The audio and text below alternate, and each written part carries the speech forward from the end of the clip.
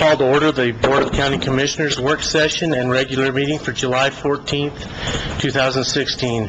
Please join us with the Pledge of Allegiance and the salute to the flag. I pledge allegiance to the flag of the United States of America and to the republic for which it stands, one nation, under God, indivisible, with liberty and justice for all. I salute the flag of the state of New Mexico as the symbol of perfect friendship among united cultures.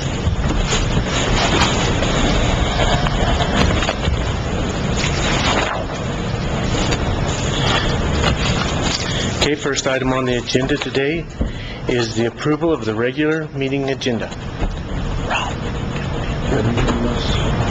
Motion to approve. Second. There's a motion and a second to approve the regular meeting agenda. Is there any discussion on that motion? Seeing none, all those in favor, signify by saying aye. Aye. Motion passes. Public input. During this portion of our meeting, we welcome your suggestions and want to hear your concerns. This is not a question and answer period. Speakers will be limited to 5 minutes. Any individual who would like to discuss an item in more depth may request to be placed on a future agenda. Request forms are available in the county manager's office. Is there any public input this morning? Hi, Gabe. I didn't see you back there. Good morning, Mr. Chairman, Commissioners. Press the white button. How about there? That's better. All right, excellent. So good morning, Mr. Chairman, Commissioners. I'm Gabe Holguin. I'm the Fire and Aviation Staff Officer for the Gila National Forest. I'd just like to give you an update on the status of fire season on the Gila National Forest. So recently we've had some activity close to town. We had the Black Fire and we had the Mangus Valley Fire. The Black Fire was on the forest. It turned out to be about 168 acres. And we did order up and commit a Type 3 overhead incident management team to that incident. They currently do have command of that fire. And basically it's winding down. We're in the mop-up and we've secured the edges, secured all the line that we put in, and we're in the mop-up stage. We are winding down. It'll probably take 2 or 3 more days to complete that operation, and that thing should be put to bed, basically.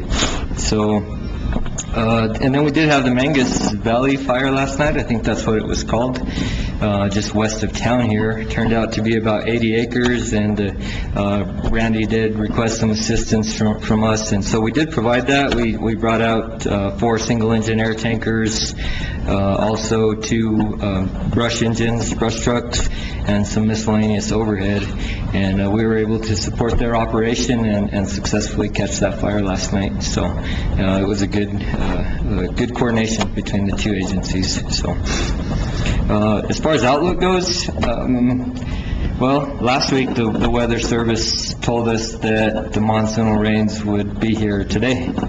So they aren't here, obviously. Yesterday we got another update from the Weather Service and from our Predictive Services group up in Albuquerque, and now they're saying that monsoons are probably 7 to 10 days out. But they're also telling us now that there's a very strong possibility of dry lightning beginning tomorrow and continuing into tomorrow night. So there's potential for more fires out there.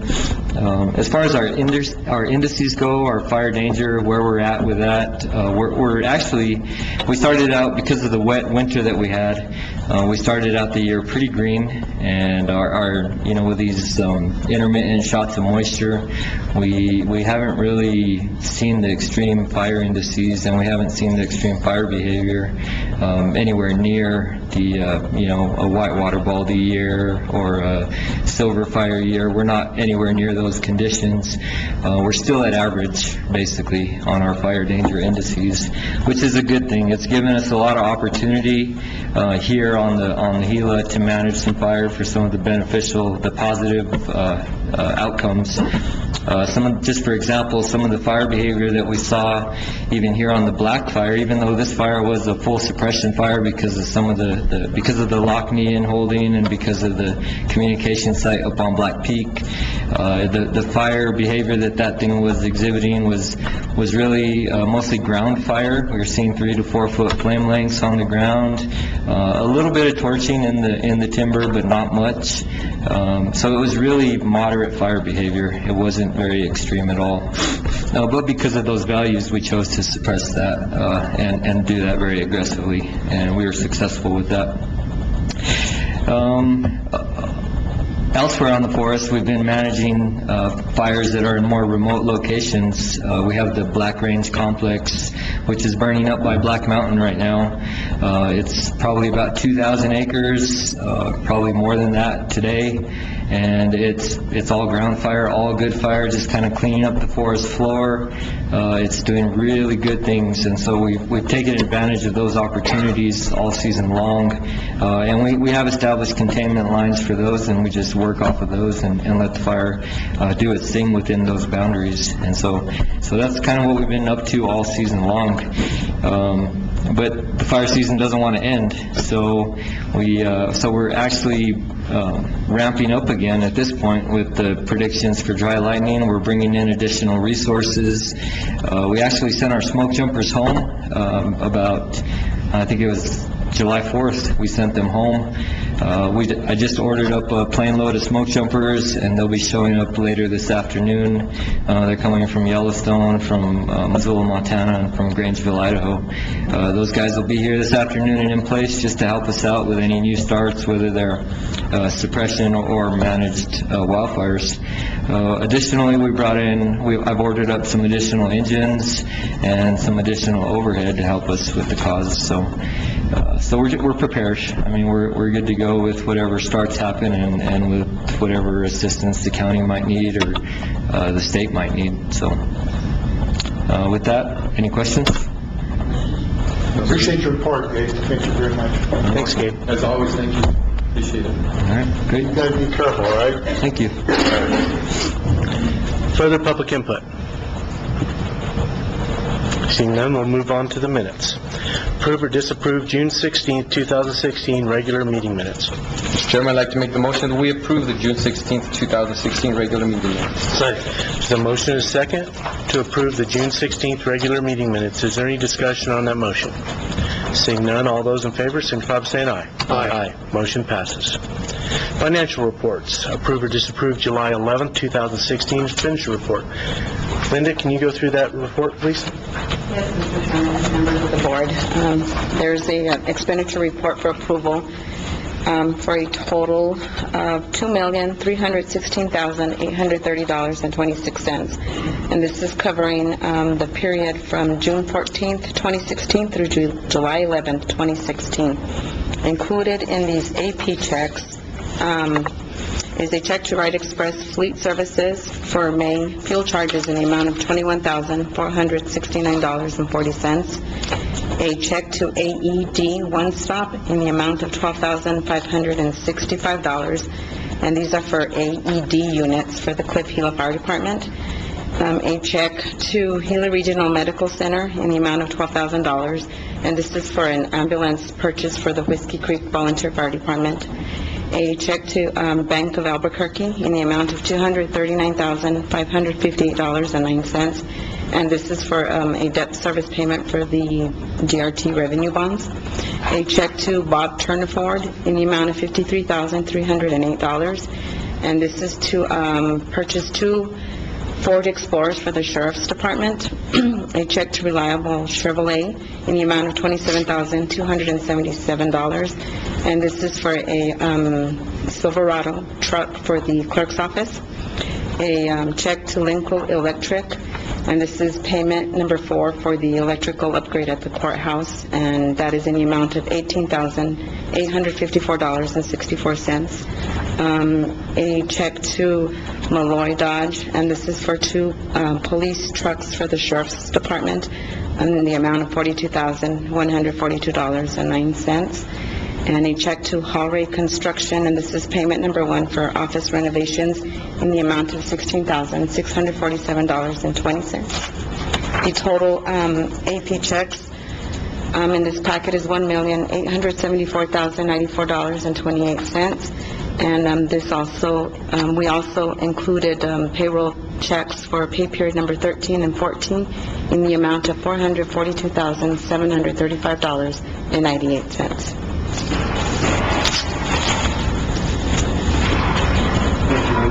Thank you. Is there any questions on the expenditure report? No, sir. Motion to approve Second. the July 11th, 2016 expenditure report. There's a motion and a second to approve the July 11, 2016 expenditure report. Is there any discussion on that motion? Seeing none, all those in favor signify by saying aye. Aye. Motion passes. New business. Approve or disapprove 2 board members to the Gila Regional Medical Center Board of Trustees. These are the interested applicants: Peter Burkholz, John Katzis, Thomas H. Laws, Rodolfo Martinez, Mike Moronis, Joel Schramm, and Karen Whitlock. And I see Brian in the back of the room. I would like to ask him, is there any particular needs you need on your board? Do you have any? Because there's some people that are really close. If you need something more, some skill set more than others, this would be the time to say it. Appreciate everybody's spirit of volunteerism. So many applicants from the community were very impressed. I'm sure any one of these individuals will bring something of value to our organization. From my perspective, and I'm not sure all of the backgrounds of people on the list, but one of the skill sets that we would benefit from is somebody with financial experience in the challenges that we face as an organization. That's a very needed skill set. And since we've lost Pam Archibald in the past year, we've not really replaced that kind of high-level financial skill set. But I'm sure any one of them will bring tremendous value to the organization. Okay. Mr. Chairman, Yes. I'd like to make the motion that we go ahead and appoint Rudy Martinez and Mr. Michael Morones. Is there a second? I just thought Michael Morones would be good due to his financial background, being a CPA and doing audits. I also thought that Rudy Martinez's experience on the board would be great to keep, and those are the reasons why I nominated those 2. If I may speak? Sure. I would support Mr. Martinez, but Mr. Schramm is the president of the local bank. He has applied before, and he's interested in becoming involved in that, and as stated by Mr. Cunningham, it's a position that we need to cover. Okay. We still have no second on the motion. Motion dies to a lack of second. Okay, Mr. Chairman, I'd like to make the motion to nominate Mike Morones. Him by himself. By himself. Is there a second? Motion dies to a lack of a second. Okay, I tried. You did. You want to do? No, sir, go ahead. Okay. You like To make a motion for, as far as the board is concerned, is Probably should stick to one, it looks like. just the one, Mr. Schramm. I would second that motion. Any discussion on the motion? Seeing none, all those in favor signify by saying aye. Aye. Yeah, all those against? Aye. 2-1. Motion passes. You want to do Rudy? Rudy? I'd like to make the motion to nominate Mike Morones. You already did that. Yeah. Try it again. Okay. That's for lack of second, go ahead. Well, I'm going to second that. It's a motion and a second to approve Mike Moronis. All those in favor, signify by saying aye. Aye. Aye. All those against, same sign. Aye. Motion passes 2-1. Okay, so the new members will be Joel Schramm and Mike Moronis. I'm going to say, I have nothing against Mr. Morones. I think he's a fine gentleman. I was just trying to pick someone to fit a need for the board more so than personality. So nothing against Mr. Morones. I think he was a fine mayor in the town of Silver City, and I think he's a good man. But I just try to fit the position with qualifications. Oh, and I'm definitely trying to fit that same position. He is a finance gentleman. He's got his own business. He does audits on a daily basis, and I think he fits his position perfectly, so that's why I nominate him. Well, we ended up with two strong financial individuals. I think so. No problem. Time goes on. Next item, approve or disapprove one physician to the Gila Regional Medical Center Board of Trustees. Interested applicants are Michelle Diaz, Derek Nelson, and Sering Sherpa. So at this time, I would like to make a motion to appoint Sering Sherpa. My second. There's a motion and a second to appoint Sering Sherpa. Is there any discussion on that motion? Seeing none, all those in favor signify by saying aye. Aye. Motion passes. I assume 2-1. I didn't ask, okay. So our new board members will be Mike Morones, Joel Schramm, and Sering Sherpa. If that was not more proof that we don't talk about this before we get here, then you've never seen it before. Okay, this next one's a lot easier because there's 3 applicants and only three positions. And so approve or disapprove the appointment of 3 individuals to the Road Abandonment Committee. The interested applicants are Ty Bays, Debbie Rogers, and Carrie Taylor.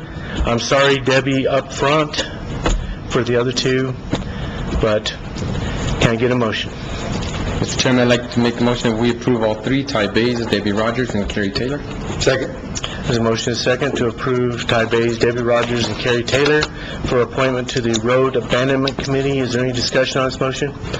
I do believe that all 3 of these individuals will protect the county's rights to their utmost when it comes time to abandon a road. So I'm very happy we had 3 very qualified applicants.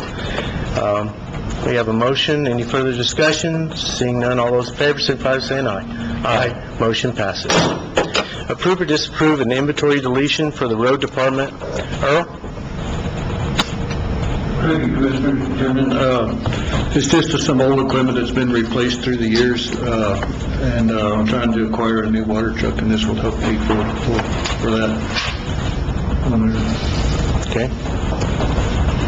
Mr. Chairman, I'd like to make a motion that we approve the inventory deletion for the road department. Second. There's a motion and a second to approve the inventory deletion for the road department. Is there any discussion on that motion? Seeing none, all those in favor signify by saying aye. Aye. Motion passes.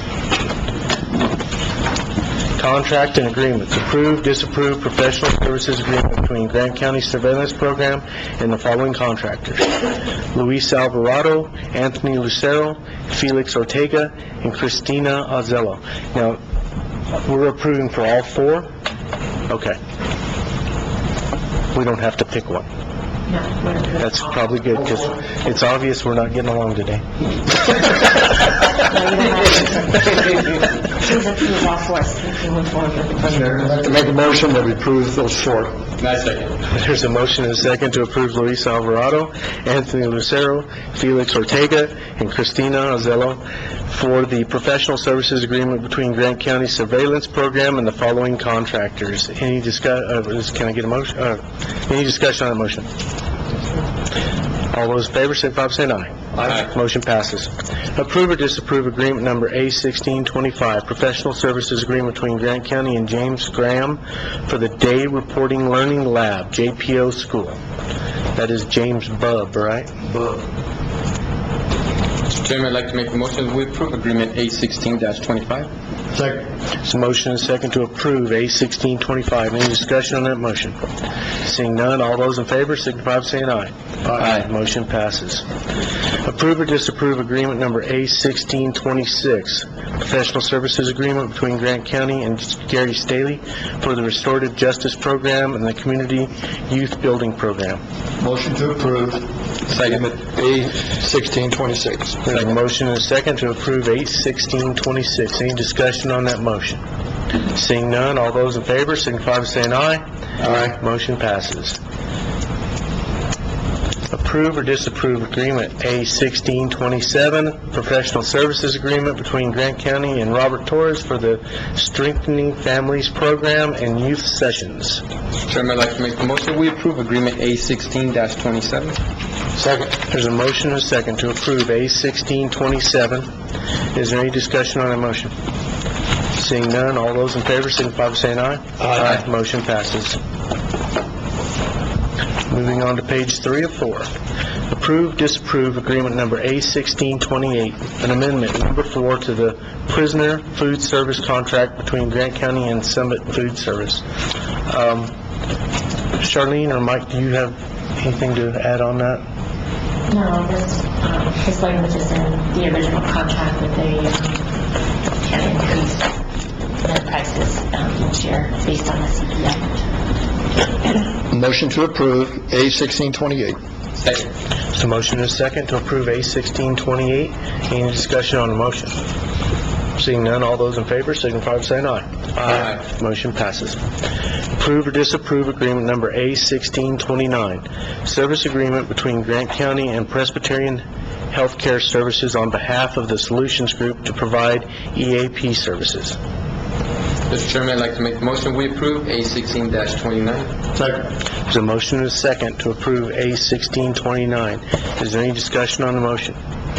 Seeing none, all those in favor signify by saying aye. Aye. Motion passes. Approve or disapprove an agreement between A1630, a contract between Grant County and the City of Baird for housing of municipal detainees. Charlene, you want to go over that one for us real quick? Yes, Mr. Chairman, Commissioners, these are updated contracts to house municipal prisoners. They're all the exact same language for the City of Baird, the Town of Hurley, the Village of Santa Clara, and the Town of Silver City. These contracts haven't been looked at for several years. We were actually, the cost of housing a prisoner was more than what we were charging, so we have looked at what our cost per bed is and have increased our daily rate to reflect the actual charges or the actual costs. So we have, it is a substantial increase from $78 to $94, but that's about what it's costing us to house the prisoners. And it is in line with what we're paying in other counties and what other counties are charging, so it's not out of line, in our opinion. Motion to approve A1630. Second. There's a motion to approve A1630. Is there any discussion on the motion? Seeing none, all those in favor signify by saying aye. Aye. Motion passes. Okay, N, O, and P are exactly the same contracts for Hurley, Santa Clara, and Silver City. So, Mr. Chairman, I'd like to make the motion that we approve all three A1631, A1632, and A1633. second. There's a motion to approve, a motion and a second to approve A1631, A1632, A1633. Is there any discussion on that motion? That's a motion to approve the Town of Hurley, Town of Santa Clara, and the Town of Silver City for an increase from $78 to $94 for inmate housing. All those in favor, signify by saying aye. Aye. Motion passes. Approve or disapprove agreement number A1634, memorandum of understanding between the County of Grant and American Federation of State, County and Municipal Employees, Council 18, Grant County Public Employees, Local 2516, amending the bargaining unit contract for 2015-2017, Article X, that is going to be 18. It's been a long time since the Olympics are coming. We'll get better at it, right? Because they quit doing it on the Super Bowl. All right. To Article 18, standby status, Section 18-1. Charlene, you want to go over that? Mr. Chairman, Commissioners, this is a MOU that was brought forth by the union and the Sheriff's Department it actually reverts back to language in the contract from 2 years ago. For whenever someone is called in, it mainly applies to your detectives, I believe, that they will receive, in addition to the standby pay, overtime whenever they're called into work. You want to add anything to that, Sheriff? That's correct, Mr. Chairman, Commissioners. Basically, the way it works is my detectives are on call 24 hours, 7 days a week. The way it was working, they were getting called in and not being compensated for being on call. it was being taken, added to overtime. So I think it's only fair that they are on call for 7 days a week, 24 hours, they have to be available, that they get compensated for being on call, and if they get called out, get paid for what they get called out for. That's the new language. Motion to approve A1634. Second. A motion and a second to approve A1634. Is there any discussion on that motion? So Sheriff, what is the compensation while on standby? I believe they're getting compensated 4 hours of straight time. 4 hours out of 24 That's correct. 4 hours per day. per day, Per day. That's correct. at their regular, whatever they make? Yes. Okay. Straight time. Any further discussion? All budgeted. Further discussion? Seeing none, all those in favor, signify by saying aye. Aye. Motion passes. Moving to resolutions. Approve or disapprove Resolution R-1621 to enter into a cooperative agreement with the New Mexico Department of Transportation for the improvement of roads within Grant County.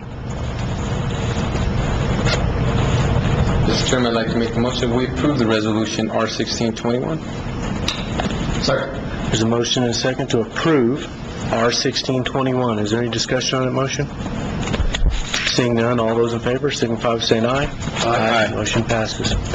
Approve or disapprove Resolution R-1622 to enter into a cooperative agreement with the New Mexico Department of Transportation under the co-op project for the improvement roads within Grant County. Motion to approve R-1622. Second. There's a motion and a second to approve R-1622. Is there any discussion on that motion? Seeing none, all those in favor signify by saying aye. Aye. Motion passes. Approve or disapprove Resolution R-1623 to enter into a cooperative agreement with the New Mexico Department of Transportation under the School Bus Routes Program for the improvement of roads within Grant County. These bus contractors, we gotta be careful though. Yeah, they're, I think, what I've seen is all the roads are being closed in my area. Mr. Chairman, I'd like to make the motion that we approve resolution R-1623. Second. There's a motion and a second to approve R-1623. Any discussion on that motion? Seeing none, all those in favor signify by saying aye. Aye. Approve or disapprove a resolution for the State of New Mexico Grant County Board, Committee, and Commission assignments for 2016. You want to go over that, Charlene? Mr. Chairman, Commissioners, I sent this out to you a couple weeks ago in regards to updates to our board and committee assignments for this year. I think the only changes were Commissioner Hall now serves as the county's board rep for the New Mexico Association of Counties. The other changes are changing Anthony Gutierrez's responsibilities to now lie with the new planning director, Misha Larish. And I have identified that Earl Moore is the alternate on the Regional Transportation Policy Committee, on the Technical Advisory Committee, and that Randy Villa serves as alternates on Dispatch and Solid Waste. The rest of them remain the same. Okay. Motion to approve R-1624. Second. There's a motion and a second to approve R-1624. Is there any discussion on the motion? Seeing none, all those in favor signify by saying aye. Aye. Motion passes. Approve or disapprove Resolution R-1625, Southwest New Mexico Council of Governments Agreements and Dues for fiscal year 2001-2016 through June 30th, 2017, and designate the voting member and alternate. Charlene, you want to? And actually, we just designated that, we left those like they were before. Misha will be the board, the voting member, and I will serve as the alternate. We actually did it in committee assignments, but we have to do a separate resolution and agreement for the COG. What is COG dues now? $7,221. $7,225 or something, or $7,000. 221. Right around $7,000. It's in your Okay. From reading in the newspaper, it sounds like they need the money. Mr. Chairman, I'd like to make the motion, we approve resolution R-16-25. Second. The motion is second to approve R-1625. Is there any discussion on that motion? Yes, the only thing I want to say, that's money well spent. I know I've worked with Priscilla Rosetto on a CDBG grant, along with Charlene, and invaluable. So it's money well spent, if anyone questions it. I'd love to talk to them about it. Yeah, they participate in a lot of our different, Oh, so many programs, huh? projects, and they're super when it comes to finding ways of raising the money for the project, so they're worth their money and gold. I wouldn't doubt it if we'll be having to pay a little more in the future. Further discussion? Seeing none, all those in favor signify by saying aye. Aye. Motion passes. Approve or disapprove Resolution R-1626. Linda, are you going to go through those? Mr. Chairman, members of the board, we have... Year-end budget adjustments? Yes, it is. Okay. The year-end budget adjustments, there's several of them. We'll start off with the general fund, Fund 101. We have an increase in revenue of $185,000, and that's in the Grant County equalization revenue. We have intra-budget transfers for expenses. Out of the commissioner's operating expense, we have $39,450 decrease. Contractual services of $94,300 decrease. Transferring it into maintenance, public works, telephone, in the amount of $38,350. Into the treasurer's reimbursement line item, $1,100. The liability insurance and law enforcement in the amount of $94,300. And we're doing, in the general fund, some temporary cash transfers in the amount of $1,250, which will be going into the Farm and Range Fund. There's a temporary cash transfer in the amount of $118,665, which will be going into the Airport Fund. There's a permanent cash transfer of $33,055 going into the Vehicle Replacement Program. Permanent cash transfer in the amount of $1,183 going into the Airport Maintenance Grant. And a permanent cash transfer in the amount of $9,156 going into the bond payment for the North Hurley Sewer System.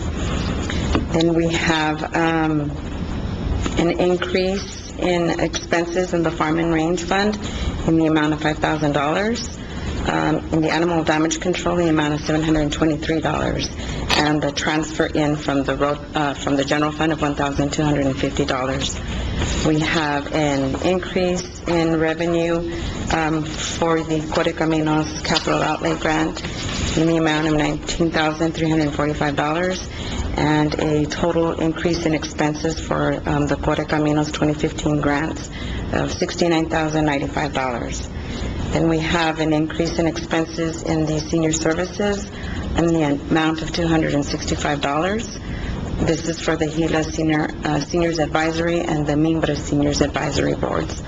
Then we have an increase in expenses in other funds, 299, which would be vehicle replacement, the insurance fund, the business conference center, the franchise fees, the DARE program, and the Sheriff's Reserve deputies in the total of $94,490, and an increase in expenses of $186,393, and a total of cash transfers in of $33,055. Then we have an increase in expenses in capital projects, which would include the airport maintenance grant and the county capital projects account of $1,183, and transfer in the same amount. And then we have an increase in expenses for the GEO bonds, which are the detention center bonds, in the amount of $25,199, and this is for the bond payment. Then we have an increase in expenses in the revenue bonds for the North Hurley wastewater system in the amount of $9,156, and also the cash transfer into that fund.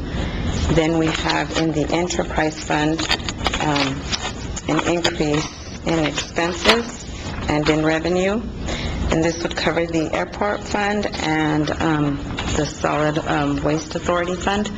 Total of increase in revenue is $18,469. Total increase in expenses is $161,634. And then we have an increase in the cash transfer in the amount of $118,665 for the airport fund and $24,500 for the Solid Waste Authority. And that transfer is coming in from the Environmental Gross Receipts Tax Fund. Then we have the next fund of 202, which is the Environmental Gross Receipts Tax. We're increasing the cash transfer out in the amount of $24,500. And I'd like to point out that in the airport fund, the big increase is due to the fuel sales, and we don't receive the revenue in it until the following month. So therefore, we had to do that increase to close out the books for June. Thank you, Linda. Is there any question on all these adjustments? Mr. Chairman. Yes. I'd like to make the motion, we approve the resolution R-1626. Second. There's a motion and a second to approve R-1626. Any discussion on that motion? I did want to ask on one of the items, are we getting better at making the airport fuel system more self-sustaining? Yes, we are. The problem is that we run on a cash accrual basis. Okay. So therefore, we have to spend the money before we receive it. So we need to make sure we cover that. But it is pretty much self-sufficient. It's just that its revenue comes in the following month. And self-sufficient as in the employee that's working down there for us also? Yes, that is being taken care of also. Okay, great. Further discussion? Seeing none, all those in favor, signify by saying aye. Aye. Motion passes. Approve or disapprove Resolution R-1627, a resolution declaring the vacation and abandonment of the Buckhorn Sidewalk property and authorizing the sale thereof. Abby, I think you were handling that, weren't you?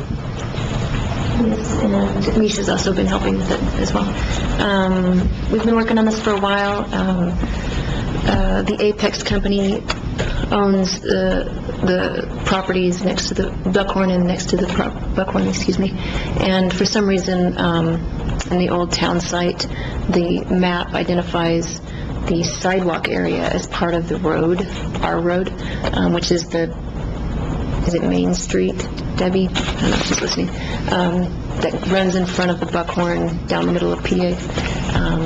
So actually that portion of the sidewalk is not used as our road at all. So we had the road review committee take a look at it. They've recommended that we don't need it, and they recommend abandonment. And to satisfy the anti-donation clause, the attaches are going to pay us $3,000 in accordance with the appraisal that's behind in your little packet. What else is in there? So the two parts we need to do, because we own the property in fee simple, is one, we need to do the normal abandonment process, and that's what that resolution is. And also, you'll see a plat. I think only the chairman's signature line is on the plat, but there are plats over there if you'd like to look at them, that we'll need to sign for the vacation/abandonment.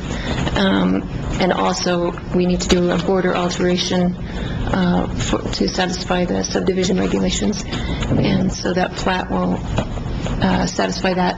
And then also we need to do a deed, because we, like I said, own it in fee simple. So it's a little complicated, more so than the old days, but I think we've got it all in there. And just let me know if you have any questions about it, but I think it'll help.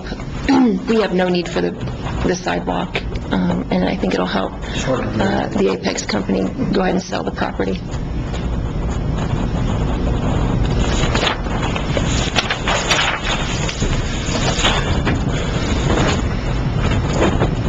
Make a motion to approve R-1627. Second. Motion is second to approve R-1627.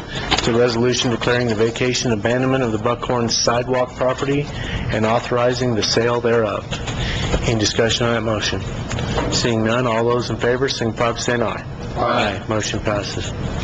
Approve or disapprove Resolution R-1628, notice of intent to adopt a new animal ordinance. I know Ron's been working on this for a while. Motion to approve.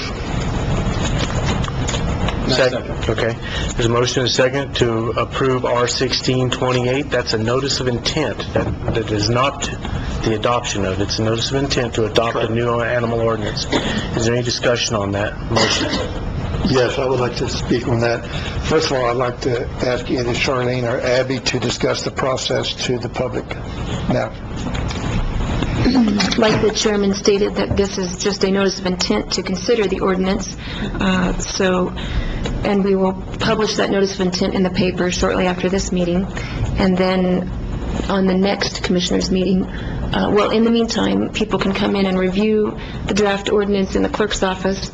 And if there are any suggestions, maybe just drop them up at the front desk with Denisha for me, or maybe meet with Mr. Hall, Commissioner Hall. And then at the next commissioners' meeting in August, we'll have the actual ordinance on the agenda for approval.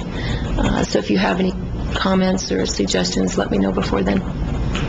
Yes, and Chair, I'd like to also recognize the work that was done for over a year. The committee being Judge Laney, Heidi Ogas, Gigi Schoaf, Buddy Howard, Marshall Moore, Gilbert Hilton, and myself.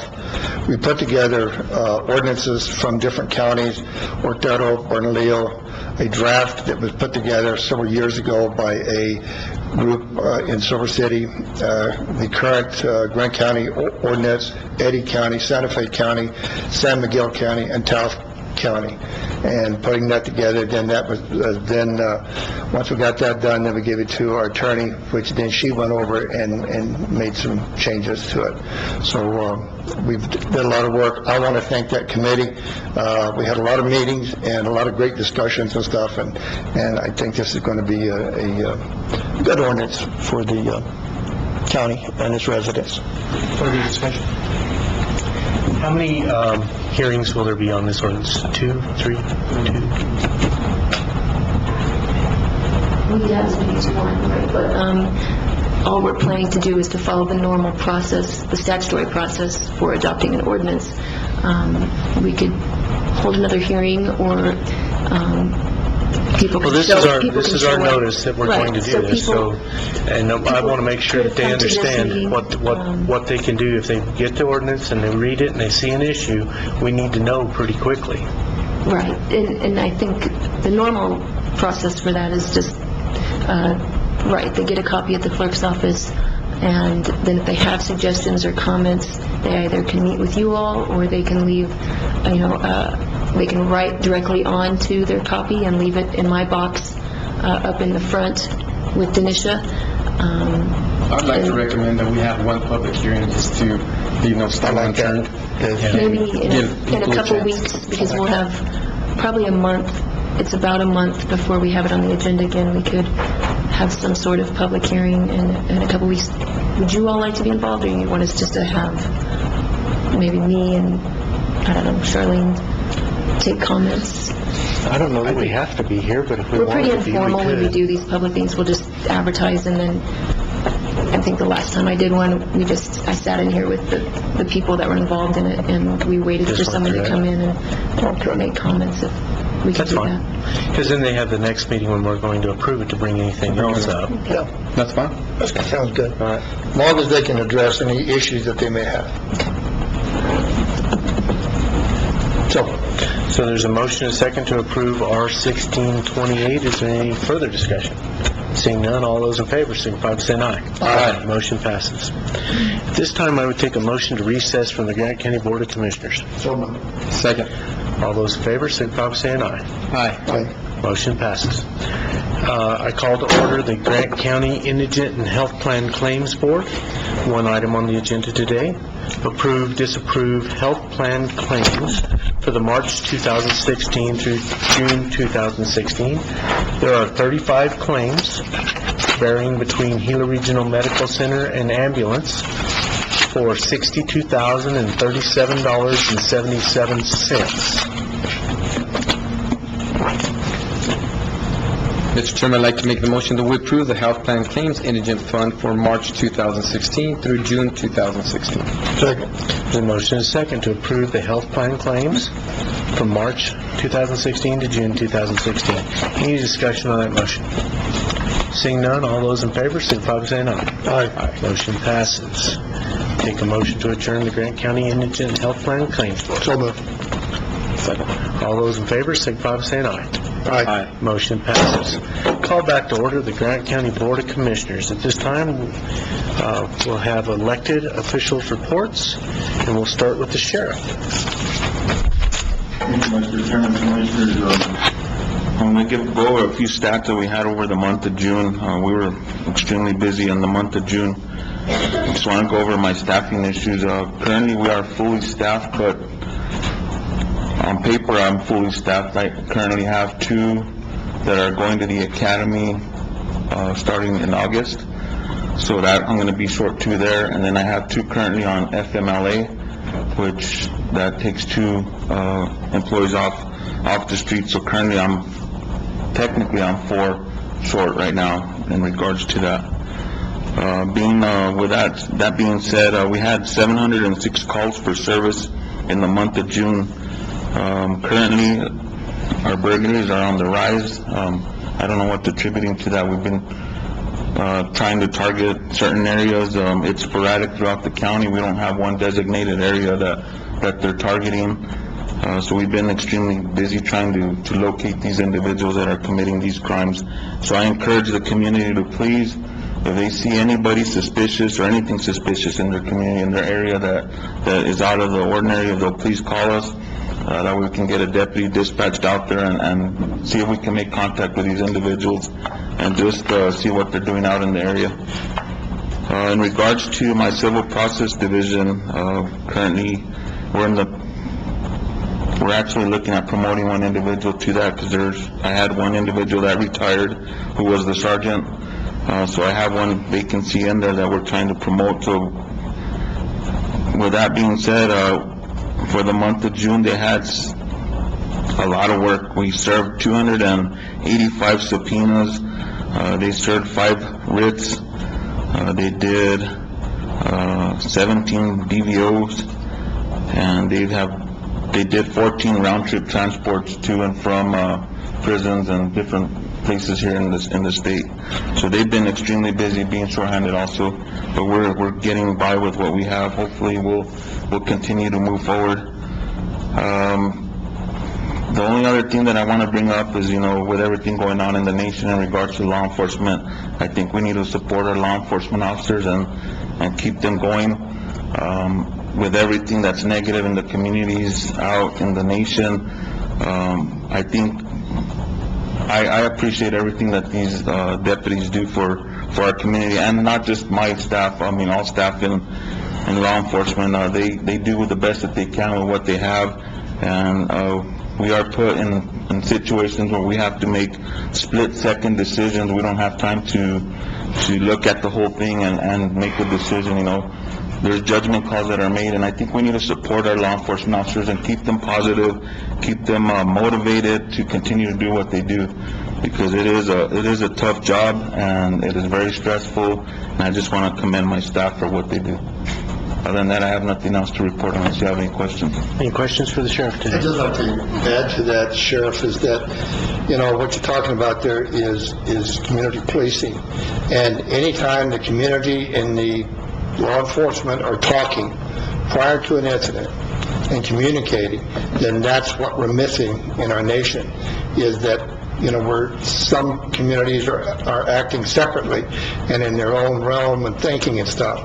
But what I know that you do, I know the other chiefs are doing, is they're communicating. They have programs that work within the community, and that's what works. It's really sad. In Dallas, they were doing that, and they were doing a great job, but they got the spillover from other communities that were not. Thank you all for all our police officers throughout the county and state and all over the United States for what they do. There's always room for human error no matter what you do, and hopefully our our sheriff's department is getting the good and proper training that they need to do the best job they can, which I'm sure they are. But, it's just a shame of what's going on throughout the United States, and it's hurtful. Sheriff, last meeting, when you were unable to attend, the undersheriff mentioned that the overtime for the rodeo, I don't know how much it was or anything, but he talked about trying to get Southwest Horsemen's to start paying for part of the overtime or some of the overtime. I would suggest, since they basically start a budget right away and start trying to get it put together, that maybe you and the manager put together a meeting with Mr. Brown and see if we can't. I don't know if they can pay all of it, but if they can start paying for part of it, if they know about it up front, you got a lot better shot of getting some of it than you do if we wait until they come to us and say, hey, we need security, because then they're going to go, we don't have any money for that. But if they know they need it now, maybe they can do something to adjust or whatever. So that would be my suggestion. Okay. Unless you have anything else, we'll move on. Okay. Thank you, sir. Mr. Trietta. Mr. Chairman, board members, for starters, I just want to thank my staff. It's been very busy with this reappraisal, and they're doing a great job. It's a pretty big workload, and just doing a lot of training due to the fact that it's a new staff. Our building permits are finally coming in from the state, and there's quite a lot of activity going on. And anytime I see building permits with activity going on, I'm pretty happy that at least things are moving here in Grant County. But other than that, there's not very much other things to say, but just on the reappraisal. Thank you. Thank you very much. Any questions? Good job. Thanks. Moving on, Mr. Treasurer. How are you, Steve? Mr. Chairman, members of the commission, the report I've got in front of you, we've been fairly busy.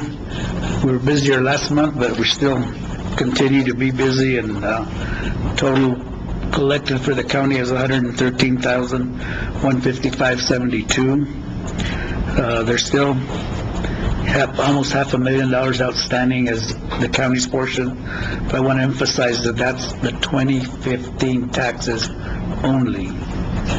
Overall, there's about, including all the municipalities, there's over $4 million still outstanding for the last 10 years. So every month I come and present these figures, and the sad part is, yesterday we referred 245 accounts to the state of New Mexico that are delinquent 2 or more years. And the good part is we still get the tax portion of that if and when they are collected, but all the rest, penalty, interest, and everything else, cost to state, goes to the state. And so, it's... Say it again? They should be the deep pockets, not us. Well, they should be, but, we're like I said, and I want to really thank, especially the girls have been doing a tremendous job talking to the individual taxpayers, trying to, communicate with them. We did send a notice of delinquent property taxes to everybody that was delinquent in May, and try to get them to come in and pay them before the 1st of July. And they fielded so many calls, people just not understanding what exactly what the repercussions were. And we started with about 520 delinquent accounts when we started the process, and like I said, we ended up referring 245 of those accounts to the state. And so we're for years I've been trying to get our legislators to look at the portion of the cost to state of how, because that's how unfortunately the way the property tax division is funded. In a lot of these cases of this 245 accounts, the taxes that they owe are less than the $125 cost to state fee that we had to add before referring them to the state. So, you know, I don't know what we can do. Like I said, we have been trying to talk to them, both individually and the treasurer's affiliate as a group. We've worked with the assessor's affiliate, and we're working on continuing to work on legislation, but I think it's a serious problem for the state and for the taxpayers of the state, and we need to address that formulation that they have for funding property tax division. And I hope that I can get you guys' support on whatever we come up with. And we may not be able to come up with it this time around, but I'm hoping that before the 4 years are over that I'll be coming into, that we can get this done and try to not only address that part of it, but also, you know, our collections and stuff like that. So that's what I look forward to. So you think the property tax division is underfunded? No. Okay. I think Just how they're funded? Well, it's how they're funded, and there's no incentive for them to do the tax sales the way that the legislation intends them to be. We've had 2 tax sales, like one in, was it August, September, and then again last month. They still didn't get to all the accounts that they could have. So, and we had a discussion with the secretary, the cabinet secretary, and John Momford about how, because of the $125 that we add to each one of those accounts, it's like they're guaranteed their money. So that's the first thing that's collected as well, which is, to me, contrary to what statute says. The statute says that first the oldest taxes are applied, but they've changed the rules and it goes straight to cost of state first. So, whatever, but that's why I say that's part of the discussion. The other thing is that when we asked, why don't you work all the lists? They said, well, we don't have time. And I told them, in my opinion, I think what it boils down to is that once you have X number of the accounts that will be going on the auction, you're guaranteeing your revenue. And unfortunately, the way state government works, if you have money at the end of the fiscal year in your coffers, the state government has to return that to DFA. So that's why they're cautious, to me, in my opinion, that if they do sell everything in every county, they're going to have too much money left over. So they do, again, in my opinion, a poor job of doing the tax sale process. It's like they're only going to do what they have to do to meet their budget expenses. End result, leaving money on the table. Exactly. Ron, you know where MAC stands on that? Have they discussed it? Yes, they have. That affiliate, I think it was this last meeting and the meeting before, the affiliate talked about it, but briefly. They just basically said what you did. Because, Steve, probably one of the things you could do is get with one of your legislators, senator or something, and get a draft piece of legislation written right now. If they're not, I mean, get with your affiliate first and see if they have something going. But if they're not proactive on that, as they should be, then take it yourself. Good. Thanks, Steve. Anything else? Okay, thank you very much. Rob, you have anything today? Things been happening at your office at all? Thank you, Chairman, Commissioners. Our primary election is in the books. We had a recount. Nothing changes. You know, it's a testament to Dominion Voting Systems and the poll workers of Grand County.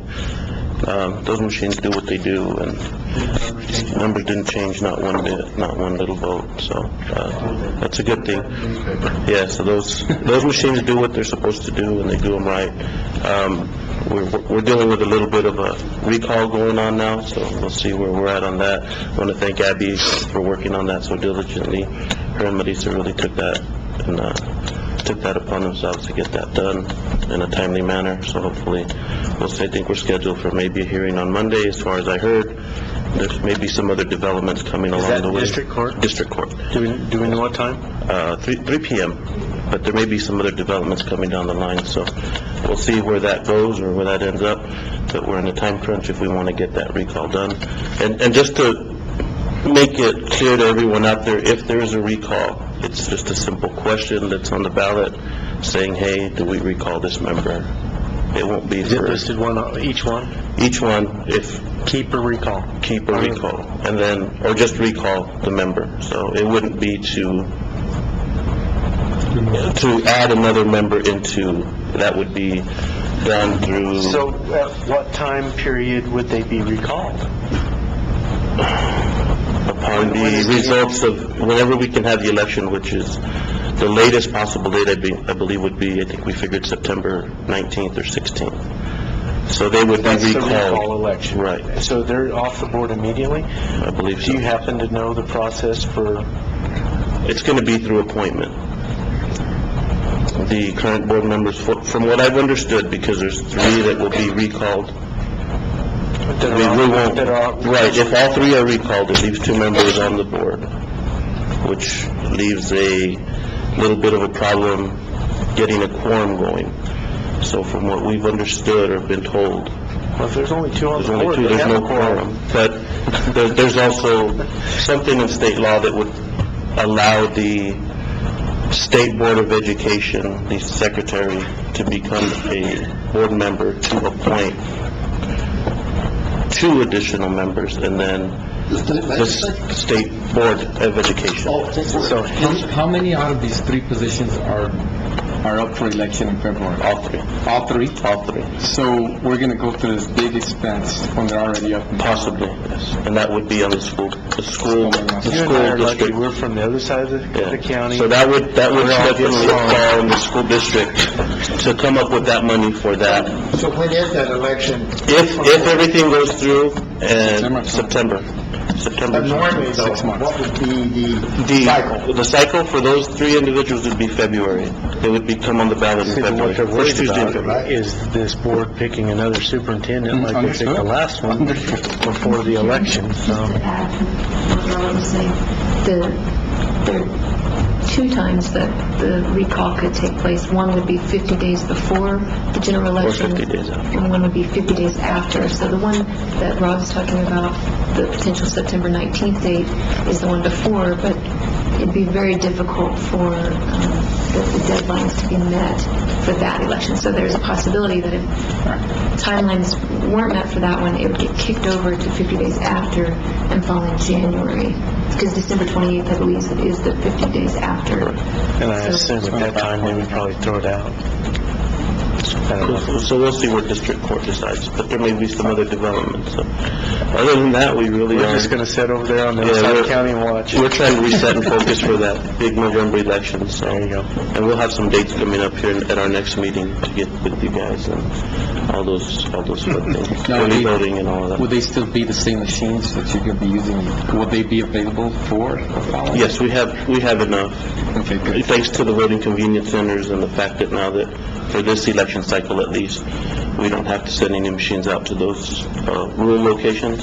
We do have some machines that are available to use for this election, for any type of election. And I think, if it does go forward, this recall, I would strongly suggest to the school district that we would do an all-mail election, because it would just target those 3 districts. Yeah, that way we wouldn't have to use any of our machines for that. Good idea. Good idea? Okay, anything else? Any questions for Rob? No, just Okay. thank you. Then I think we'll move into county reports, and I see Brian Cunningham in the back of the room. You want to start, Brian?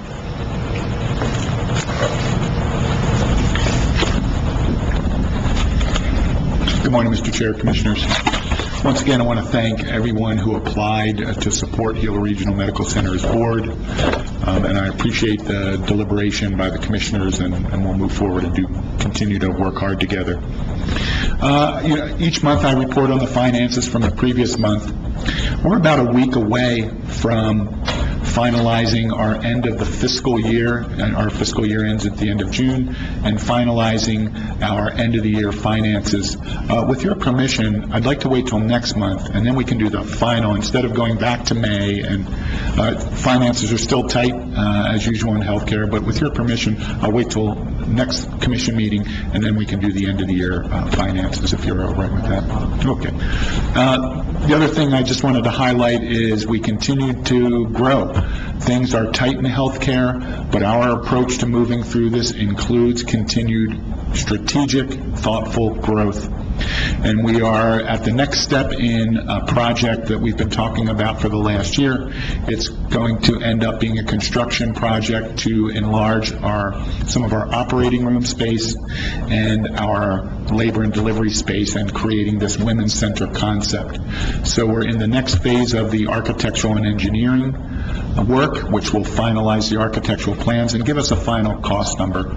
And so we anticipate in the next 90 to 120 days being complete with that phase, and then we will obviously be talking to the commissioners throughout, but moving towards financing and hopefully starting that construction project.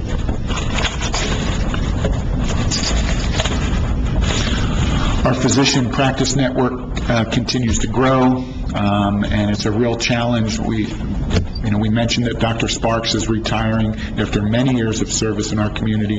In August, we had a ENT lined up to take her place. That fell through, and we're recruiting another ENT as we speak, but we may have a gap in services for a period of time with our ENT services. We continue to recruit for other heavily needed services with pediatrics and neurology and anesthesiology.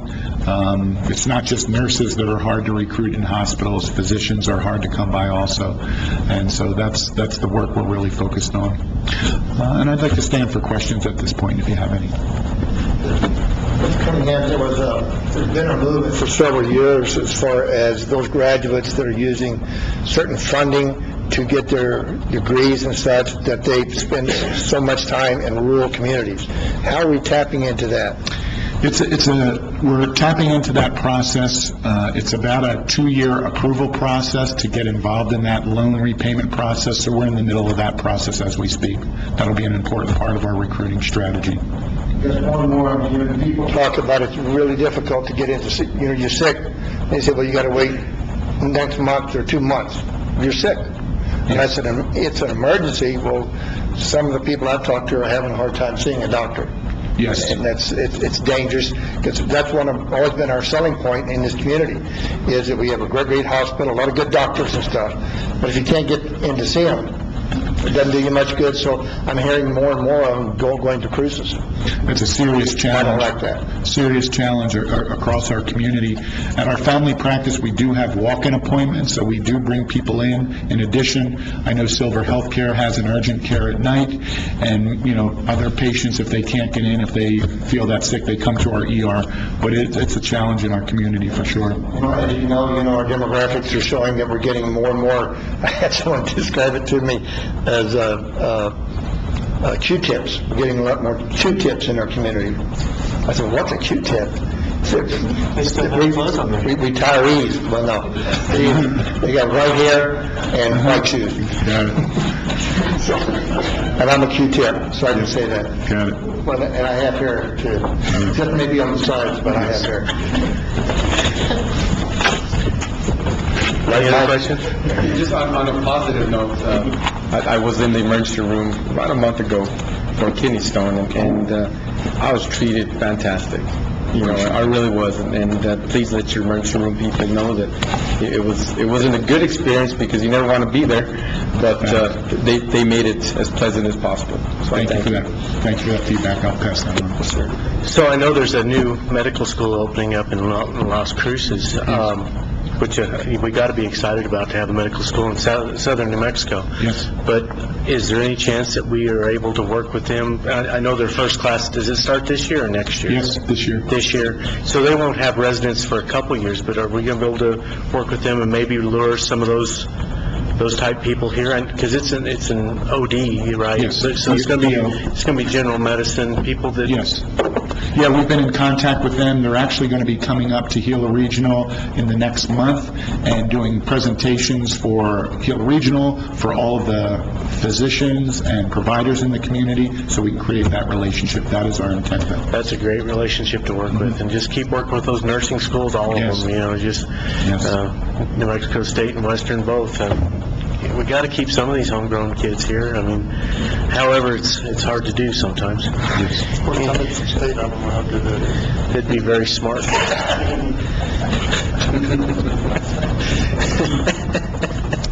Any other questions? Appreciate Seeing it. none? Thanks Thanks, so much. Brian. Appreciate it. Mike, you want to be next?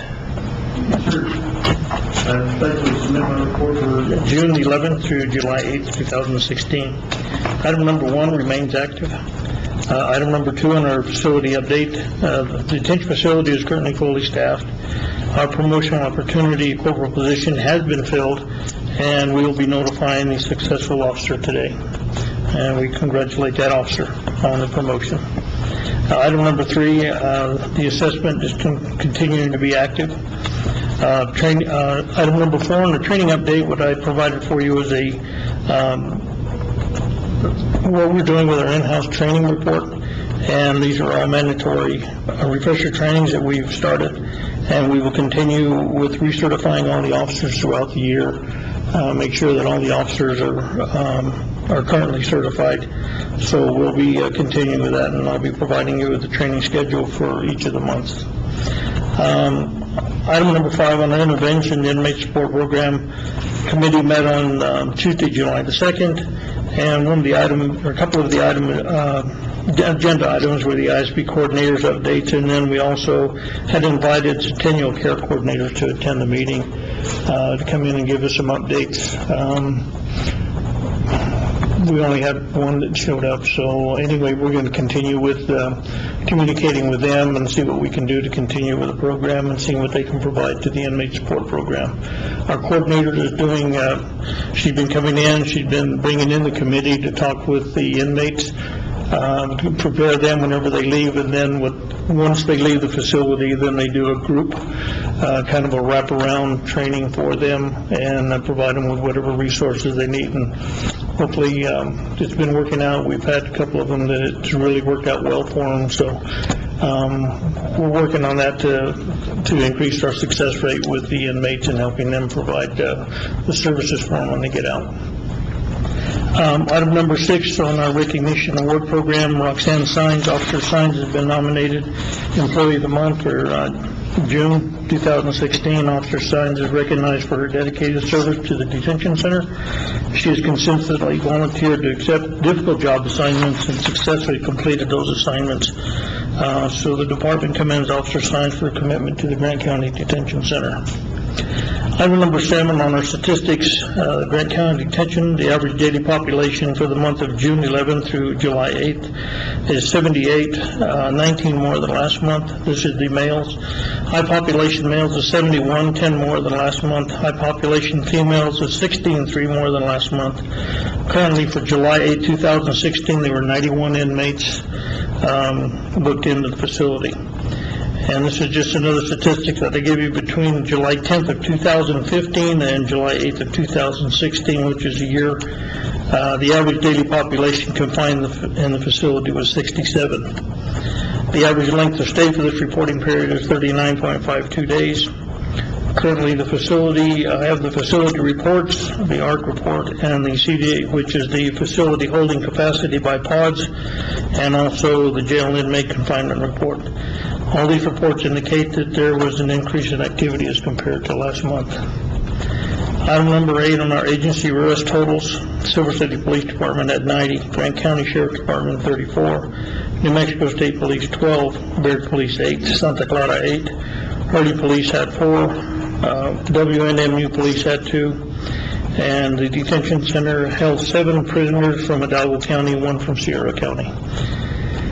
The item number 9 on our detention facility conducted 16 district court transports. Division 1 Magistrate Court was 25, Division 2 Magistrate Court was 3, Silver City Municipal Court 2, and there was no other court transports that we did. The medical transports for this reporting period equals 5, so the total number of transports equals 51 as compared to 73 from last month. On our probation violations, we currently have 22 probation violation inmates.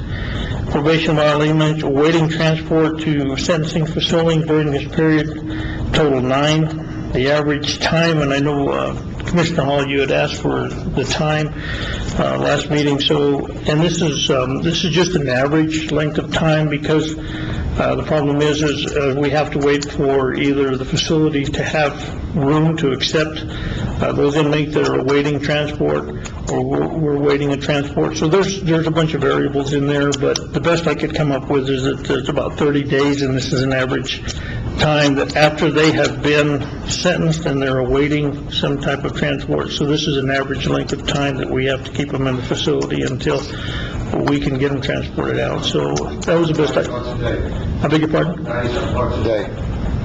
$90 a day. Well, that's what it is going to be, yes, sir. Yeah. At $90, $94 a day, yes, sir. $94 a day. Yes, sir. And the majority of the waiting transport to rehab,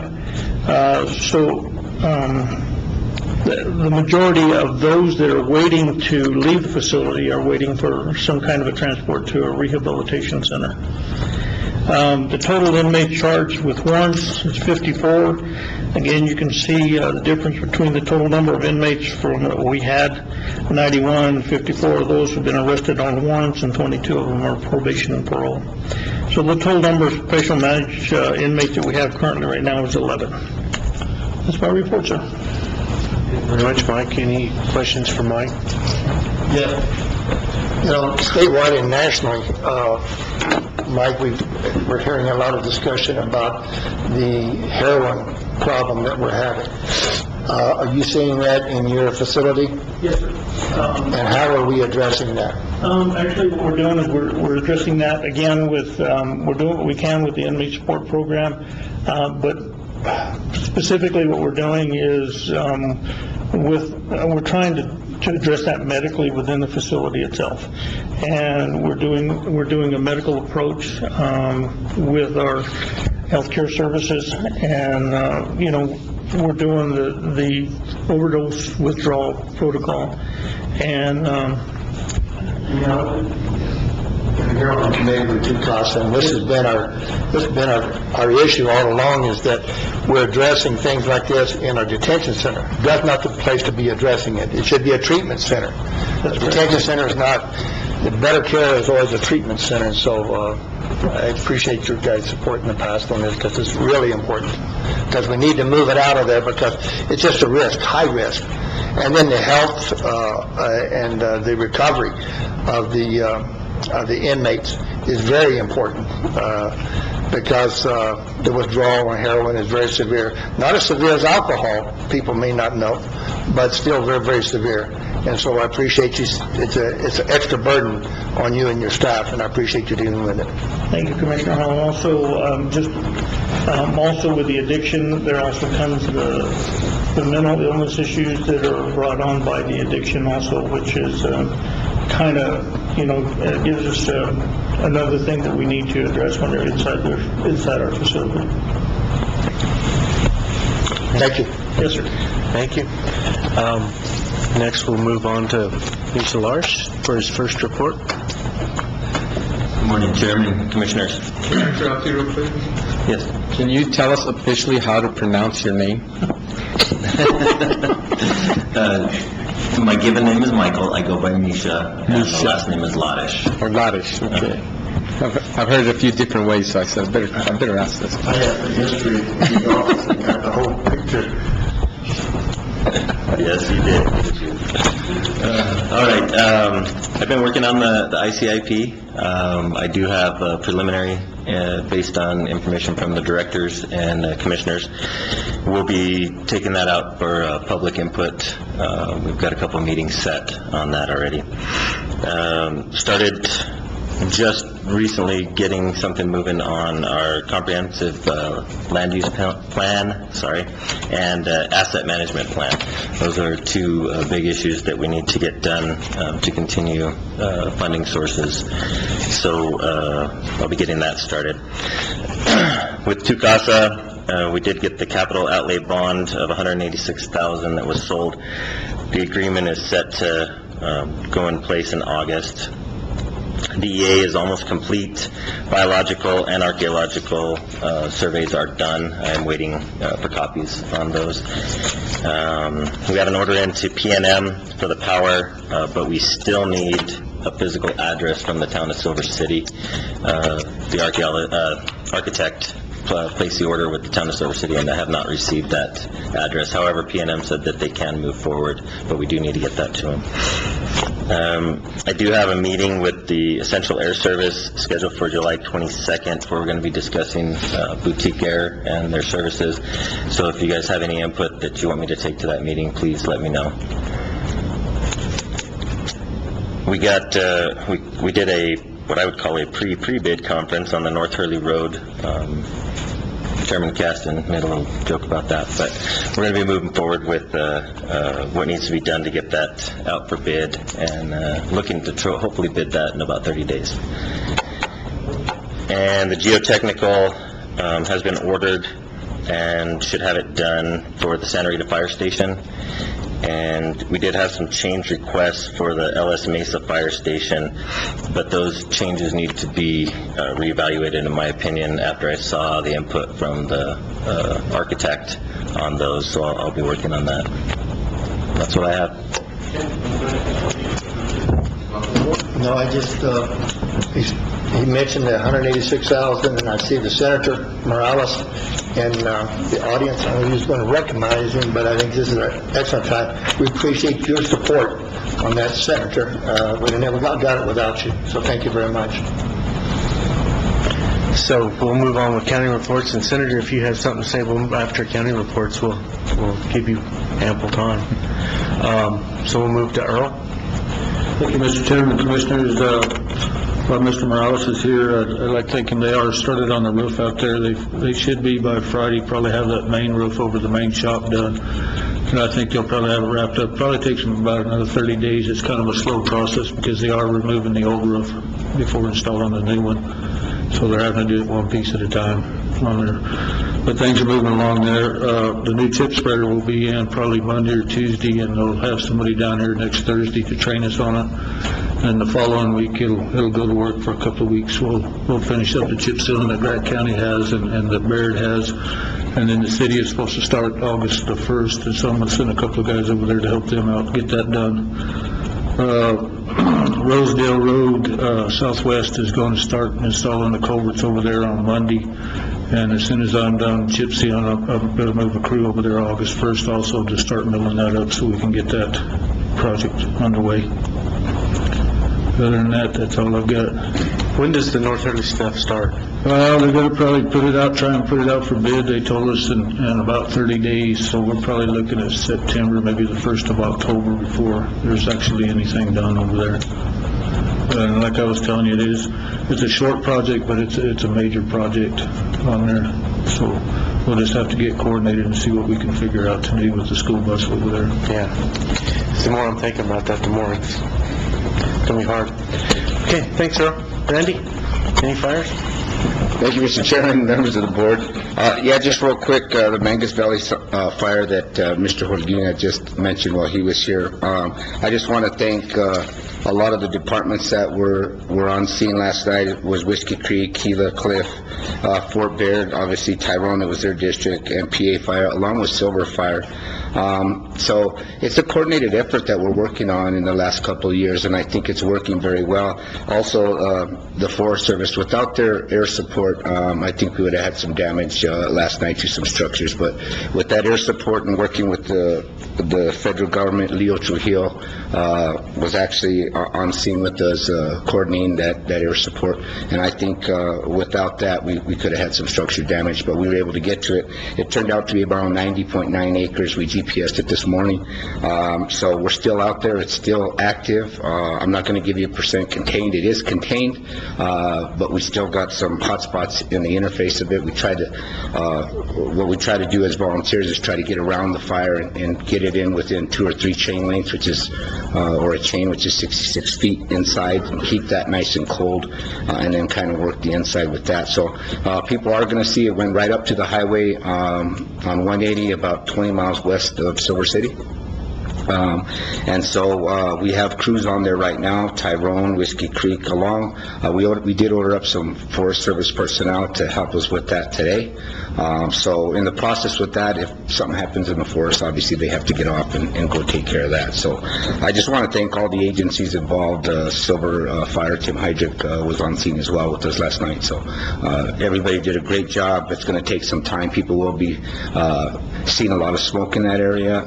There are firefighters on the sides of the road, so I just encourage the public, go and thank the sheriff, state police were also on scene.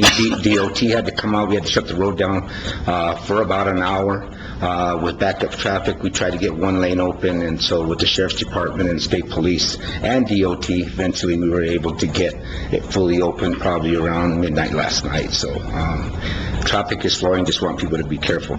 Other departments just working hard. Public Works, obviously with the heat, the air conditioners are down in some of the buildings. We're working on those to get those rectified and back up. We understand. By the time we get those fixed and get to the winter time, the heaters will go down. So we're working on that as well. But Tom Park is busy every weekend. Obviously, it's the only thing in town as far as places where people can have functions, and so that I'm having Justin and guys make sure that somebody's on call on the weekends, because there is a lot of people out there working, having people go out to the fairgrounds as well, do some mopping out there in the facility and making sure that they're looking at that as well. On the airport side, the runway project is supposed to begin, I believe, talking with Misha and Justin, probably late August, early September. Obviously, we've got to wait till fire season is over. We've got a lot of planes at the airport right now from the Forest Service. The Black Fire, we had 10 airplanes on the ground, just rotating on that fire. That's how they were able to get it out pretty quickly. We sold a lot of fuel in that span of time, from 2 o'clock on Monday afternoon till 2 o'clock the next day. We probably sold in essence of 15 to 20,000 gallons of fuel. So that was just working hard with the crew out there. I have some information on the fuel sales as of June 30th. Obviously, I don't have the reserves because we ran out. We had to do an emergency order to try to get some fuel back in the storage tanks, because I mean some of those planes took about 1,600 to 1,700 gallons at a time. The truck we have only holds 2,000. So that was a good experience for us. As we move forward the next coming years, we're going to look at that and see how we better serve that again with avgas and jet fuel. So as of June, and I'll put one of these in every one of your boxes, you can look at it. I was supposed to give it to you before the meeting, but obviously I was a little busy. About $121,000 of purchases, $225,000 of sales. Service fees were about $7,800. That's what we tack on as a service charge for doing the work. So this doesn't give what's reserved, what's in the tanks now, because obviously we were low in getting those filled, and it doesn't show what we sold in the last couple of days. Also, last night we had air support, so we had to get Justin out at the airport last night to fill some planes up, the seat planes, the crop dusters type planes. So we sold some fuel there as well. Just staying busy, working with the senior program, as our senior service director has decided to end his time with Grant County in a way of retirement. So we're working with Charlene, our county manager, and Charlene Fletcher at the senior program to make sure that the services don't have any effects to what we have to do. So I want to thank all the staff that works with me. I want to especially thank my executive assistant, Tisha, who does an outstanding job for me on making sure that a lot of the paperwork that we need done is done. I don't have anything else. If I missed something, I'm sorry. Just kind of stayed up a little late last night. So, do you have any questions, Mr. Chairman, or members of the board? That's all I have. Any questions for Randy? No, sir. Good job. Okay, Senator, I'm going to put you on the spot just a little bit. I know you said on the Senate Finance, and I was hoping you could just give us a little bit of the economic outlook for the, for New Mexico and for the legislative session, if we're going to have any money at all. Thank you, Mr. Chairman, and members of the commission, all of our elected officials and the staff. Thank you for allowing me to be here. I'm glad you asked that question as far as the state finances, because it is a real concern right now. We'll get an update on Sunday to see exactly where we're at. We'll head to Senate Finance Committee in Ruidoso coming at the end of the month. We're going to get more of a picture of where we're at. I'm extremely concerned right now on the outlook of our finances. I've anticipated all along that we would have to go to special session, and I believe that we still need to go to special session. Price of oil, as you can see at the pumps, we have risen a little bit, but unfortunately there seems to be a lot of money within the state government that is not accounted for right now. Speaking with the state treasurer, Tim Eichenberg, he was really concerned as well that we could be looking at 2%, 1% reserves. And this is a concern when we're talking about having to move forward in a new fiscal year, which we just began this month. So we'll see how that goes, and I'll be happy to come in, Mr. Chairman, and members of the commission, to give an update once we get more firm numbers at the end of this month. But as far as looking into this coming next year, I don't think it's going to be much different than what we've seen the last couple of years. If we have to go into special session, the concern is that when we're going to special session, we're talking cuts. There's ways that you can address a budget, and I've always advocated that a balanced approach to addressing budget concerns is the way we should go. That hasn't been the approach that the state has taken, and it is really having an impact. So if we look at cuts, I'm extremely concerned for our university, extremely concerned for our school systems, for our already tight services like CYFD, HSD, and our many agencies across the state. So these are concerns that we have, and they're real. And if we don't see any quick upturn in the economics, and we're talking worldwide, because the impact that we have is not only related to oil and gas within the state, it's impact that's happening worldwide. And we keep a close eye, obviously, on the copper mines here, because that also dictates many of the budget decisions that have to be made. But like I said, Mr. Chairman, I wish I had more firm numbers at this point, other than the 1 to 2% reserves, that there's a concern at this point. I'll make sure and come in and give you a full report and answer any questions from the commission at that time. Any questions for Senator Morales? No, just a comment. What you said, Senator, about the cuts is I just read in the paper journal this morning about the cuts at the state as far as their staff is concerned. A huge amount of cuts, and it's a little bit scary right now. Not a little bit, it is. And Mr. Chairman and Commissioner Hall, that's where we're at right now. Again, is looking at the way to address the budget. You got to do it responsibly. But I think that you throw political talking points out the window and do what's best for the citizens of the state of New Mexico. And that's going to talk about where cuts may need to take place in those areas that can absorb it. I don't know if that's going to be done, but that also entails having discussions of revenue enhancements. And I know that people don't like to talk about that, but that needs to be on the table to come up with solutions, because as you know, Commissioner Hall, at the courts, how important that is and just how strapped that they are. As you know, in the public schools, Mr. Chairman, that the cuts there, they really take years and years to recover. We haven't recovered from 2008 recession, and I really hope that the legislature, the governor can come together and come to an idea of how we can address this and really start moving the state forward, because we're hurting right now. There's no doubt we've been in 9 years of recession. It spreads over several different legislators. It spreads over a couple different governors, a couple different presidents now. I actually have had the opportunity to do a lot of traveling this summer. I've been to Arizona, I've been to Colorado a couple times, Texas a couple of times. And I got to say, it's almost like, if you want a parable or analogy, however you want to put it, it's almost like all the states around us, somebody put Miracle-Gro on them, and we got Roundup. And I don't know how we got that, but there's growth everywhere. You just cross the border, and there's all of a sudden there's buildings going up and things happening, and there's not much going on in New Mexico. And I realize that we have a kind of a one, maybe two horse economy, but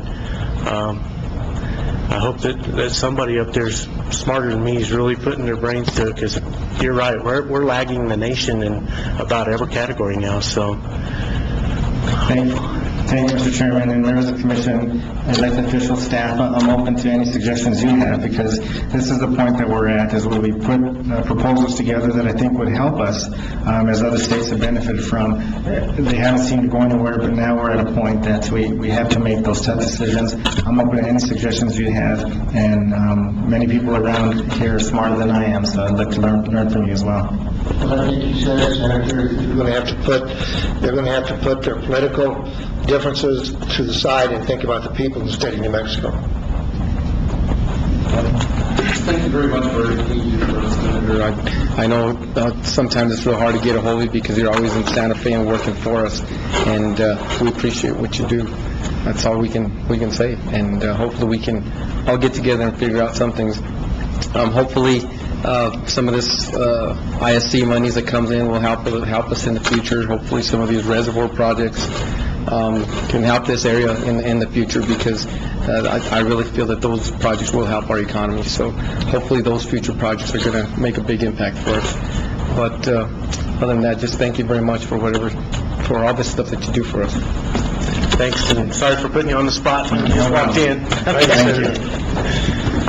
All right, we'll move on, and Madam Manager, do you have anything for us today? It looks like you got a whole page. No, just my notes. I think I have to do now. No, just wanted to give you an update. I attended the Colonias board meeting on Tuesday in Cloudcroft to present our request for a waiver of a cash match, which was an oversight on their project review committee, and as well as our part. They did waive that match, so we will now be able to proceed with the planning and design phase of the Tyrone ADA and drainage improvements.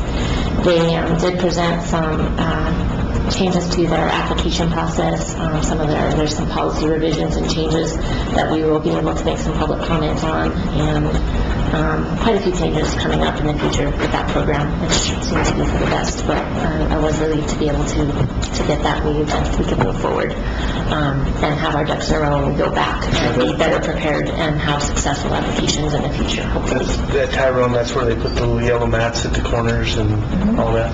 I got a funny little story about that. When I was in San Diego on Mission Beach, they're now presently putting in all those frost-free mats. I thought that was pretty funny in San Diego. When was the last time there was frost in San Diego? Probably the government. I'm sure. That's all you have? Okay. Then we will go and move on to commissioner reports. We did meet with the Parks and Recs last month, and we were talking about the safety at the Baton Park. We have one gentleman that works for Bear and was in charge of safety for different organizations, and he was in a softball tournament over at Baton Park and mentioned a few things that we need to look at. So we're going to be doing a walkthrough there at Baton Park and see what recommendations he had, including our Justin Reese is going to walk that with us. And we've done a lot of improvements, I think, since the last time the gentleman looked at it, but we do want input when it comes to safety. We have a lot of kids that go to those fields and all, and we got to just take care of what we've got. The Parks and Rec Committee also did state to let you all know that they're willing to help with all with the new decisions going to have to be made over at the Civic Center. If we need to look at different studies or different prices of utilization from different areas, we'll be glad to look at that, for the county. We also have a meeting on the 27th. We're going to be doing a walkthrough when it comes to the Twin Sister project. We're inviting anyone that wants to come through from the county or even from the papers that want to come and do a walkthrough. We've got two proposals of where we want to go ahead and put in the Twin Sister ponding system or lake system or even reservoir system, depending on how you want to look at this. So that'll be on the 27th. We're meeting at 9 o'clock, I believe, at the New Mexico, the 26th. The 26th at the New Mexico Army National Guard, and from there we'll be getting going. Okay, all righty. There was also discussion at the Dragonfly Trail. Okay, is that where we're going to do that after all? Okay, so 9 o'clock, Dragonfly Trail location, and that's what we'll start looking at, taking off from that point and checking out the different areas for these projects. We also discussed the road that we're wanting to propose. It's going next to the National Guard Armory, and will end up over at the new building for the veterans. And they did request a little more parking in the back, and maybe we can utilize some of the property we have there that's pretty rocky and can't be used for anything else at that point.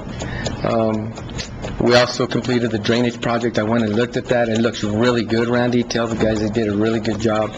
I know we had a contractor that helped also, so you did a really good job there. It looks very professional. Thank you very much. We also had a CAP agency meeting last week. The papers did a really good job covering the meeting. I just don't like it when they say that they lowered our billion-dollar project down to minimal millions. Nobody was responsible for that. Whenever you start looking at projects, you look at all the projects that may be feasible for the ISC monies, and whenever you look at all those projects, yeah, there might have been $1 billion worth of projects, which is plural, not the one project which we're looking at now. So I definitely want to clarify that, because I saw that in one of the papers. I also heard people talk about it at the meetings, and it's never been proposed to do $1 billion project. I don't think anybody in the whole state of New Mexico wants $1 billion project. So that's one thing. Another thing they mentioned in the meeting, it keeps being mentioned that it's the last free-flowing river. Ladies and gentlemen, there's been water being pulled out of that river since farming started, since homesteading started way back in hundreds and hundreds of years ago. So it is not the last free-flowing river out there. I just want to express that again, because we hear it time and time again. Freeport has been taking water out of the river for many, many years now. I believe it was Phelps Dodge that started that. Probably I don't know how many years, but it's been a very long time. So I've been fishing in the diversion for a long time. Yeah, but I also liked that Mr. Gutierrez, which is our director, is meeting with some of the different conservancy groups and looking towards the future and see if they can help us with new technologies that are out there to conserve some of or to settle some of the concerns that they have with these projects. So I really do like that Anthony is reaching out to these people. There's some good people out there. Unfortunately, they're against us in any project that we have that's going to interrupt any type of species or any type of dirt removal or movement or water project. But hopefully, now that we've narrowed down the projects that we're looking at, they could come together and help us do the right thing and use the best technology available to do what's best for our environment. That's all I've got. Commissioner? Meetings this past 30 days or so. I attended the Youth Advisory Committee. I'm a member of that on its executive board. There we talked about budgets and such and coming up with our end of the budget and doing some adjustments. Also, we had a meeting with several of the staff. It was great to sit down with Misha and work with him for the first time. Misha's doing a great job on working on 2 costs and trying to figure out CDBG grants and such, and figuring out where we're at and what we're doing and such. So I appreciate the work that you're doing on that. And then I've talked to other staff members, and I appreciate all of you and elected officials for what's going on and what you're doing for your citizens of this county. Also attended what they call the CEO, which is the New Mexico Workforce Connection. Really exciting, some of the programs that they have. They have some excellent programs as far as we're going to be plugging into 2 costs in that for aftercare as far as employment is concerned. They have some great programs and money available for training to give someone want to trade, someone to give him a means to make a living. And so that's pretty exciting. And I've talked to him several times before locally, and then, of course, there was a presentation the other day in Cruces on that. As far as the Tucasa, we continue to have meetings constantly on my all the time, and we're developing some things there that I think are pretty exciting. Then I attended, of course, the New Mexico Tour with the governor on tourism the other day downtown, and listened to what is going on as far as that program is concerned. The other concern I have is through NACO, our national county organization. They're encouraging us under PELT, and Commissioner Ramos was talking about that, that in fact we really depend on funding like that to sustain us. And NACO is encouraging the county officials to contact our House members and urge them to oppose any amendment that would reduce funding for the PELT payments. So if I'm out of order, please tell me, but I'm going to be asking the county manager to address that through a letter to the representatives.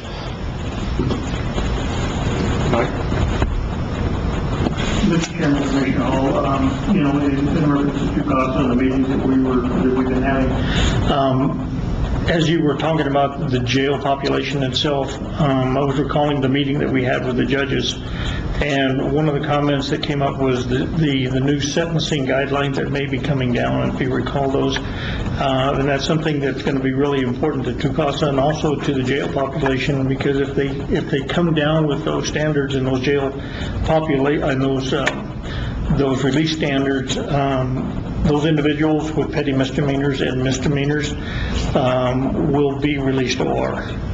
And so that is definitely going to affect the jail populations. And I think one of the reasons is the higher court was looking at the fact that there's a large population of individuals that come in under those charges who cannot post bail, so they remain in the jail populations and in the facilities, unable to post bond. And so if those standards come down, that's definitely going to be, it's going to affect the jail population, and also it's going to, I think it's probably going to be something that's going to, Tucasa is going to be able to address. I just wanted to make that comment. Yeah, and I think, and you understand this, is that that's reason it's really important for us to be talking to the judiciary so that we can connect with them. So whenever someone is released, they can make that part of the release, is that they, if in fact they do have a substance abuse problem, is that they engage in that and take care of that. If not, then they're any kind of bond that they may have had, may be security or cash or whatever, then it can be revoked and they'd be back in jail. And back on the letter, Commissioner, I would hope that all the elected officials would like to sign on that letter, supporting the PELT payments. Okay. Good point. Good point. Okay. Are you done? Oh, it's done. Okay. The landfill. Well, it's finally. It's struggled the last 5-6 years, and it's finally healthy enough that we were able to actually have a full-time environmental firm now. Gordon Environmental won that RFP, so I really think we're going to start making large strides on being able to take care of the cells and get them covered correctly, closed correctly, open the new one correctly in a much more timely fashion than we have in the past. So that's a nice thing. The recycling is still growing, and that's a good thing. Hopefully we can, in the future, get a few more bins out there to make it. I encourage people to please just put recycling in there. Don't be lazy and put your trash. It just takes a lot more time to dig it out, and it makes recycling less profitable, not more. What about the glass?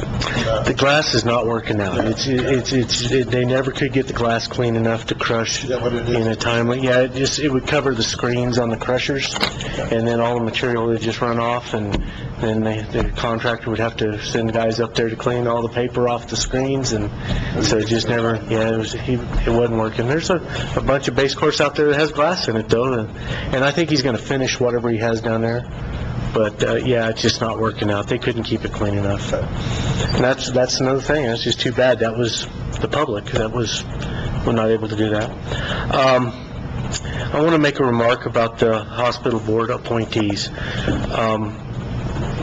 I feel as though we appointed 3 really good individuals. I don't feel as though there's any one of us that are completely satisfied with exactly who was appointed. I think we all had our mind of different people. I do want to point out that Rudy Martinez has been a stellar appointee on the Board of Trustees. He's done a great job, and this commission meant no respect whatsoever in not reappointing him. He just fell into a position where I think this board felt they needed people with real world and a lot of financial experience, and I hope that if in the future he chose to want to be on this board again, he would reapply. I think he would be looked on favorably. It just didn't work out this time. And Randy, cross country is going to be coming up in September, so make sure we get everything cleared up there on top for the cross country teams at Baton Park. A couple years ago, we had piles of waste and piles of sand and gravel up there where they couldn't use the parking lot. You know where I'm talking about? I'll take you up there, I guess. But just make sure it's ready to go for the cross-country team. Get with the Osunas. Yes, sir, Mr. Chairman, I know what you're talking about. Okay, thank you. And that's all I had, so unless anybody else has something to add, I'll take a motion to adjourn. Second. All those in favor, signify by saying aye. Aye. Motion passes.